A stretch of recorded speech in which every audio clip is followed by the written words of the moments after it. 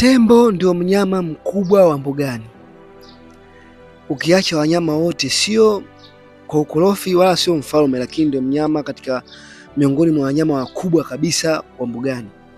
Na barani Afrika, katika nchi ya Cote d'Ivoire au Ivory Coast, ndio nchi ambayo inapatikana tembo wengi kuliko nchi yoyote barani Afrika, na ndio maana hata jina la Ivory Coast imetokana na Ivory ni pembe za ndovu, yani pembe hizo za tembo, na Coast ni kwa sababu ya nchi yao inapatikana pembezoni mwa bahari, yani nchi ya pwani inapatikana pembezoni ya bahari ya kusini mwa Atlantic.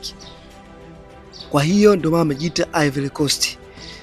Ivory Coast, kwa hiyo kutokana na nchi yao hiyo kuzalisha pembe za ndovu nyingi na tembo wengi, ndio miongoni mwa nchi ambayo wenye tembo wengi barani Afrika, na hiyo ikapelekea mpaka timu yao ya taifa wakaita Les Elephant, yani wakimaanisha Miss Elephant, kwa maana kwamba ni tembo. Kwa wao wanajiamini kuwa barani Afrika ni mojawapo ya taifa kubwa kimpira na linaweza likapambana kama tembo wanavyopambana mbugani katika kutafuta malisho yao na upambanaji wa maisha yao.